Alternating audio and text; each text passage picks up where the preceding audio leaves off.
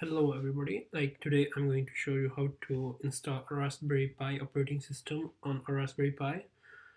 In this case we can use any kind of Raspberry Pi and we are going to install it in a way so we can access it in a headless way, which means like we won't have any desktop or like any user interface where we can interact it with.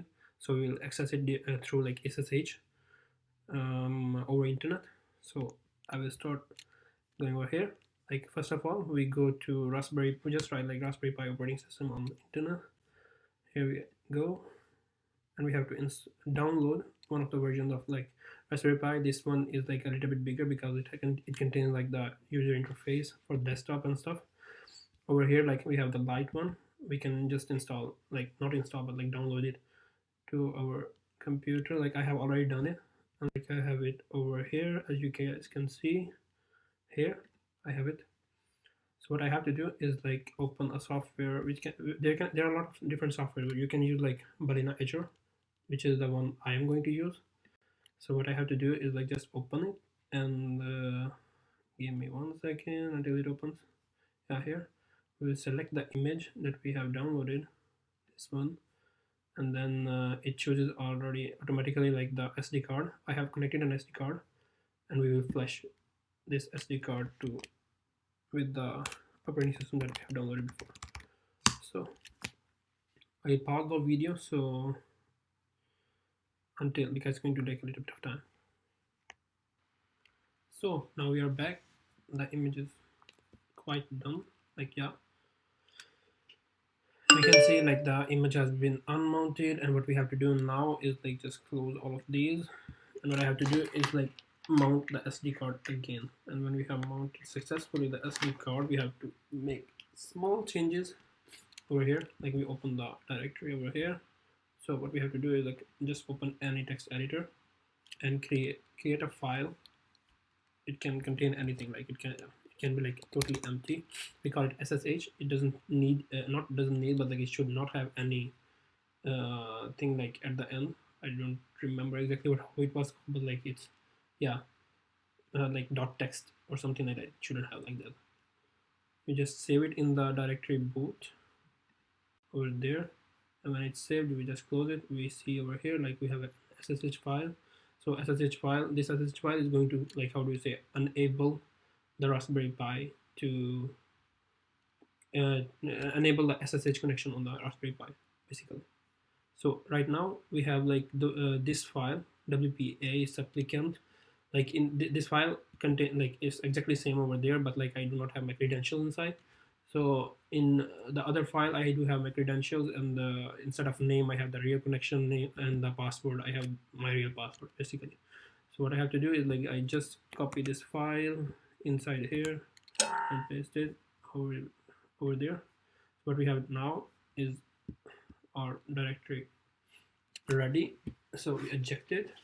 So now what I have to do is like I just take the Raspberry Pi and take the SD card. I put put it in the Raspberry Pi, any kind of Raspberry Pi. The one I'm using is like Raspberry Pi 0, as I said before, and I connect it to the current. So it will take a little bit of time before the whole operating system is set up. So I see you guys soon. So we are back. Our Raspberry Pi is successfully connected to wireless, and this we can verify with like in different ways. Some people on Windows use like PuTTY or something like that, but like I'm going to use like iNet network scanner. So what we do is like we just scan everything once, and what we are going to see is like all the devices which are connected to our wireless or like, yeah, internet within home. So we have like all these devices which are connected.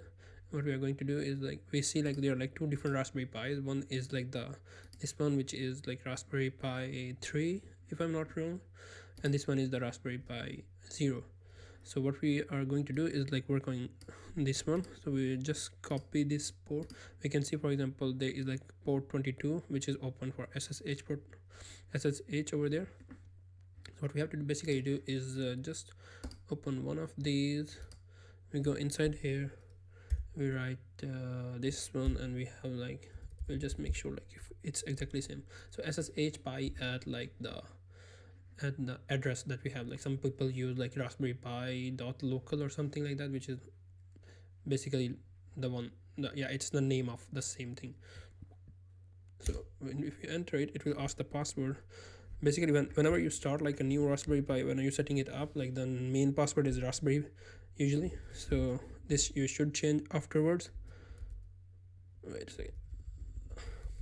Raspberry. So if we enter, we say for example our Raspberry, we are now right inside like the Raspberry. So what we can for example check is like sudo opt get update. We can do this and it will like update our Raspberry Pi. Like it's exactly same as like the Linux. So it's going to like, yeah, this is one of the things. Like for example, you see it's going to update all the packages, for example, for Raspberry Pi. So we leave it here and we can see, for example, all these changes are being made, like for example in the Raspberry right now.